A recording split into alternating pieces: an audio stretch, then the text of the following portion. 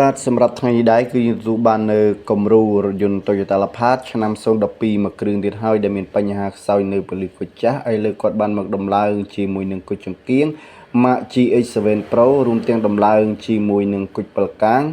ជាប្រភេទគុជ LED 3ពណ៌បើកភ្លាមភ្លាមដែលមានការធានារយៈពេល1ឆ្នាំពីហាងជាងឡែន168លេងគុជឡានបាទបងឬក៏មេណាដែលមានចំណាប់អារម្មណ៍ចង់តម្លើងជាមួយនឹងគុជ LED ដែលមាន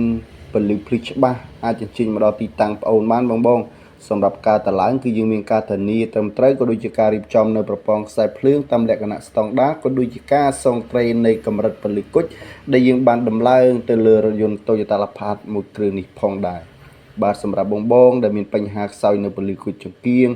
ឬក៏មិនទាន់ដំឡើងគុជអាចអញ្ជើញមើលបាននៅគំរូរថយន្ត Toyota Alphard មួយគ្រឿងនេះគឺអតិថិជនគាត់មកដំឡើងជាលក្ខណៈគុជលើក្រោមបាទសម្រាប់ពន្លឺយវិញគឺភ្លឺច្បាស់ស្រួលក្នុងការបើកបរមិនថាមេឃភ្លៀងឬក៏ពេលយប់ទេគឺភ្លឺច្បាស់ស្រួលមើលណាបង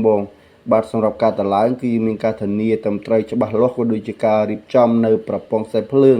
តាមលក្ខណៈស្តង់ដារផងដែរបាទសូមអរគុណសម្រាប់ការតាមដានរាល់វីដេអូនៅហាងជាងឡែន168លេងគុជឡាន